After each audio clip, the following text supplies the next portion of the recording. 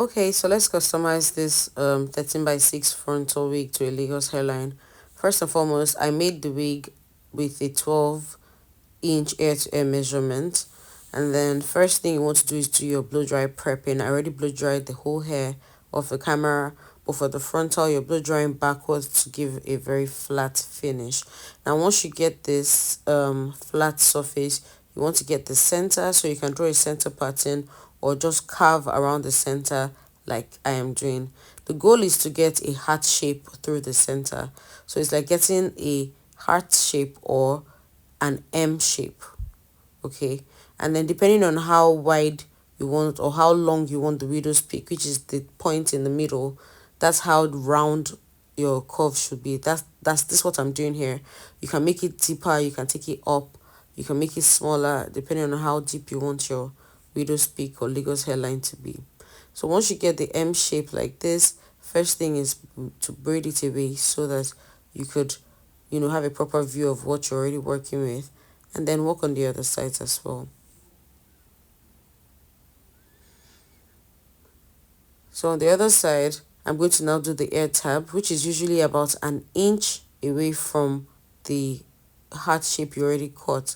Now this one is usually deeper from the beginning and narrow, almost like you're not taking anything towards the end. If you notice how my hand is going like a 7, it's barely taking anything on the end where the ear is. And you braid it away and you do the same thing for the second side. Now the goal is to be able to swoop it this way, so you want to check it before you move on that's enough and giving exactly what you want. So you repeat the same thing on the second side. You see that I use the edge of my comb to measure exactly where I wanted to put it, so it to be exactly like the one I already cut out. And if you notice towards the end, which is at the bottom, I'm barely taking any hair there, which is very important. You don't want your frontal to be shifting back by the ear tab, so try to avoid taking hair. You go like a 7 when you're going in there. So when I finished that, I decided to adjust this and make it slightly deeper and make it more like a heart shape. So you see that my circle is becoming more curved, and I was checking my swoop to see how it will come out, right? So you just want to keep carving till you get your satisfaction, and you want to repeat the same thing on the other side. Make sure that they're as equal as possible, and the truth is they cannot be 100% identical, but you want them to be as close as possible. The truth is nobody's hairline is even very identical.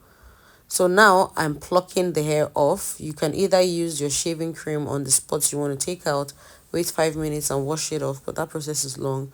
You can use a tweezer, but the reason I don't like tweezers is because it leaves little broken hair pieces in the lace that now gives some black dots, and I don't like that. But when you pluck, you're most likely uprooting the whole hair from the lace. However, it is very, very risky and dangerous. You want to work with small portions at a time so you can get a clean removal, and you also so that you don't tear the lace. That's the biggest one, and it has happened to the best of us, so you want to be careful. Tiny strands work best. Taking too much at a time would put a ripple on your lace. Okay, so when I'm done plucking on this side too, this is what it should look like, and you should start seeing that the lace is now beginning to look more like the Lagos hairline is giving what you want. So I'm going to repeat the same thing on the other side.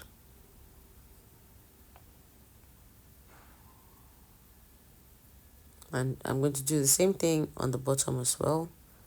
Just make sure we have a very identical.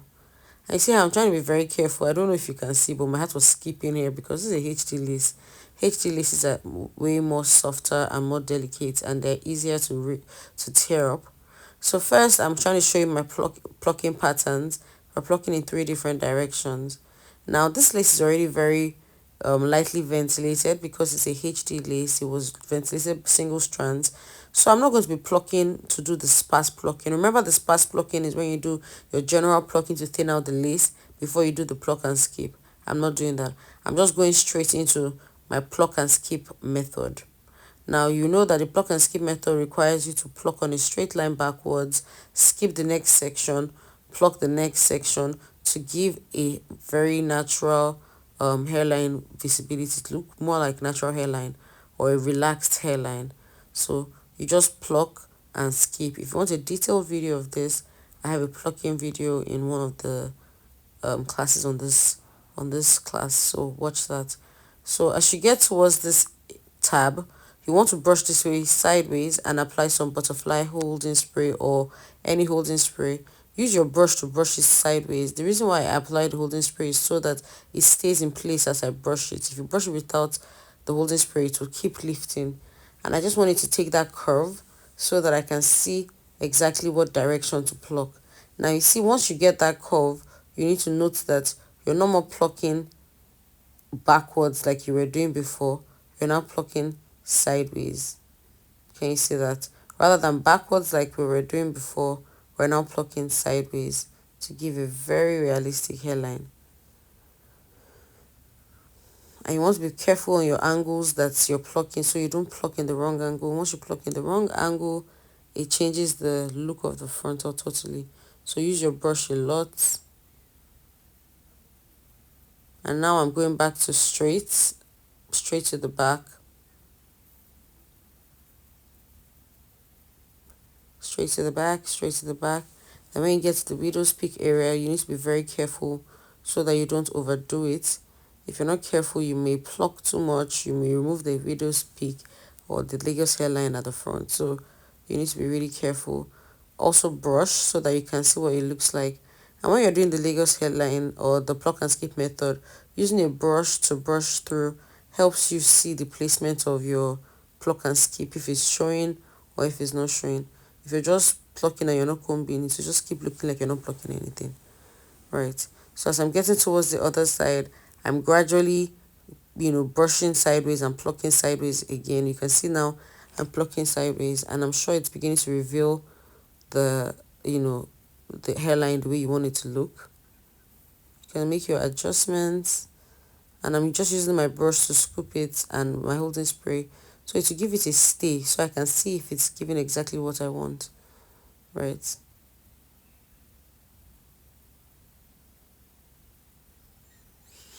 So yep, this is basically how to do your Lagos hairline. It is actually as simple as it looks. Oh, I don't know if it looks simple, but it's actually quite simple. So after that, now what I'm just going to do is put my mousse and get my center pattern. The client wanted a center pattern. So first I got my center pattern, and then I would add my wax stick. If she wants a C-cut, you do your C-cut. Whatever style she wants, you should be doing that now. But like my own client wanted a center pattern. So once I got my center pattern, I just applied some wax stick. And this is where you can either use your hot comb, but like I say, hot comb does not do it as well as a blow dry brush and a blow dryer. So I'm just blow drying backwards, sideways to make sure it's extremely flat. And I'm going to do the same thing on the other side.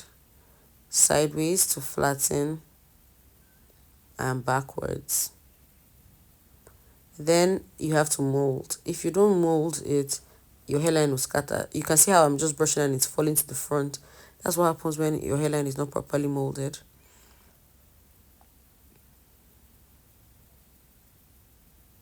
So here is what it looks like. So now let's mold. We're going to use our mousse to spread. What the mousse does is keep the style in place, but I will have to use some butterfly shadow here also because this hairline needs a lot more holds than the regular hairlines. So you see me brushing to mold. You can brush in different directions till you get what you want. Brush in different directions.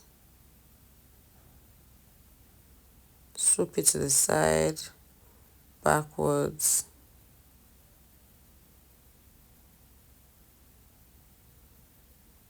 You see, I'm just trying to assist it. Then I put some holding spray and I press it down. And when you put your holding spray, you kind of have to hold it and then use your hand dryer to dry so that it stays in place. Because if you don't hold it, it will keep lifting. So I put the holding spray, I molded till I was satisfied. Then I took the hand dryer to apply some heat to assist it to dry perfectly. Yes, exactly. And when that dries, I'll do the same thing on the other side. Mousse, spread, and then carve.